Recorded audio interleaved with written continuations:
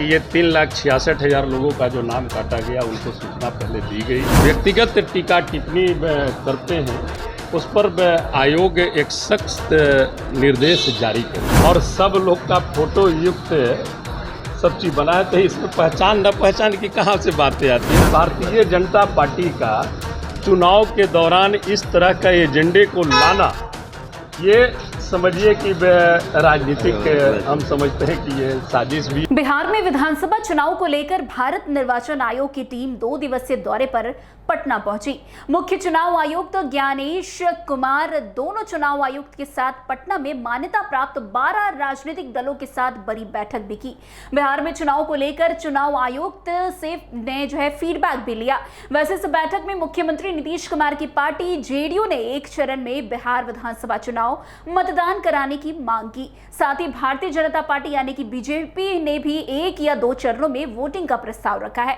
भाजपा ने बूथों पर बुर्का पहनने वाली महिलाओं पर प्रतिबंध लगाने की भी मांग की है। देश के मुख्य चुनाव आयुक्त ज्ञानेश कुमार और दोनों चुनाव आयुक्तों की राजनीतिक दलों के साथ बैठक का आयोजन शनिवार को पटना के एक निजी होटल में आयोजित किया गया।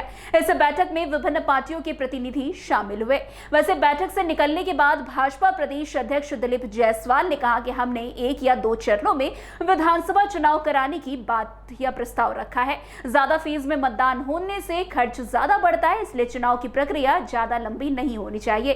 साथ ही मतदान से 1 या 2 दिन पहले पिछड़ा, अति पिछड़ा एवं दलित समाज के गांवों में पैरा मिलिट्री फोर्स का मार्च कराने को भी कहा गया है। दियारा क्षेत्र में घुड़सवारों की व्यवस्था की जाए क्योंकि वहां बूथ लूटने की संभावना ज्यादा रहती है। लेकिन दूसरी तरफ राजद के औरंगाबाद सांसद अभय कुशवाहा ने भी इस पर अपनी प्रतिक्रिया दी है।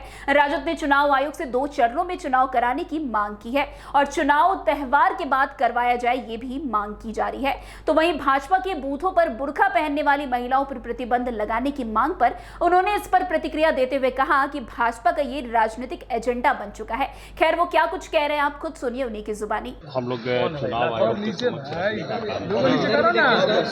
आपने देखा कि 3,66,000 जो मतदाताओं को नाम काटा गया और उसका डिटेल्स अभी तक के उपलब्ध नहीं हुआ। उसका डिटेल्स के भी बारे में हम लोगों ने जिक्र किया कि ये 3,66,000 लोगों का जो नाम काटा गया उनको सूचना पहले दी गई या नहीं दी गई और इनकी क्या लिस्टिंग है उनकी हम लोगों को भी एक कॉपी इसकी उपलब्ध कराई जाए। दूसरी चीज़ है कि संवेदनशील बहुत सारे जो बूथें हैं उसकी भी सूची हम लोग सौंपने का काम करते हैं। उस सूची को भी प्राथमिकता देते हुए संवेदनशील जो बूथें हैं जहां पर कमज़ोर वर्ग के लोगों को वोट देने से रोका जाता है, वो तमाम बूथों को चिन्हित कर करके उस पर विशेष ध्यान देने की आवश्यकता है। तीसरी पॉइंट हमने ये भी कहा कि ये जो चुनाव के टाइम में जो कैंपेनिंग के दौरान जो अमर्यादित भाषा का इस्तेमाल जो लोग करते हैं और जो व्यक्तिगत टीका टिप्पणी करते हैं उस पर आयोग एक सख्त निर्देश जारी करे। हमने 17C फॉर्म के भी बारे में बोला कि 17C जो चुनाव खत्म होने के बाद बूथ पर पोलिंग एजेंट को दिया जाता है और पोलिंग एजेंट जो नहीं रहते हैं तो उसकी ऑलरेडी 1-2 दिन में 17C का जितना भी रहता है वो कंप्यूटराइज कमीशन के पास, विभाग के पास हो जाता है। वो तमाम 17C का जो कंप्यूटराइज जो होता है वो उसकी कॉपी हर एक प्रत्याशी को देने का कृपा किया जाए। और भी बहुत सारी जो बिंदुएं थी हम लोग उसको हमने कहा कि 2 फेज में आप चुनाव कराएं, समय बहुत कम है और दीपावली भी है, छठ भी है, छठ के बाद चुनाव हो।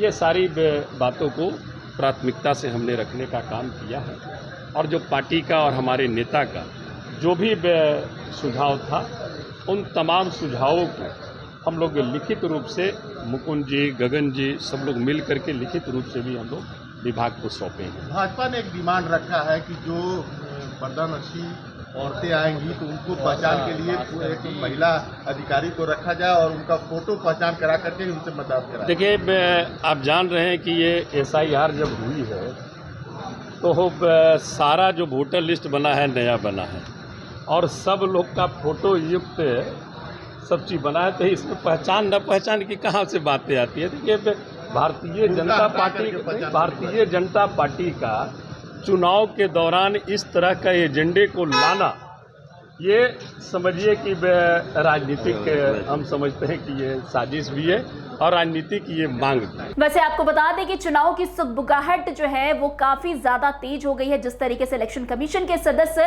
पटना पहुंचते हैं, लगातार पार्टियों के नेताओं के साथ बातचीत करते हैं और बातचीत के बाद जो है जितनी भी बातें उन तक पहुंची है उसके बाद वो दिल्ली जाकर इसके बाद कोई भी बड़ा निर्णय लेने के पक्ष में होंगे। लेकिन अब जिस तरीके से नेताओं ने क्या क्या पक्ष जो है चुनाव आयोग कमीशन के सामने रखा है उसको लेकर के अब बातें सामने आ गई है। भाजपा ने 2 चरणों में वोटिंग कराने की बात कही है तो राजद ने भी 2 चरणों में वोटिंग कराने की बात कही है। अब चुनाव आयोग क्या कुछ फैसला लेगा ये तो वक्त बताएगा, लेकिन आज जिस तरीके से बैठक हुई काफी महत्वपूर्ण बैठक मानी गई। तो आज की इस खबर में बस इतना ही। अन्य खबरों में हमारे साथ ऐसे आगे बने रहे और देखते रहे। तब तक के लिए NBC 24 धन्यवाद।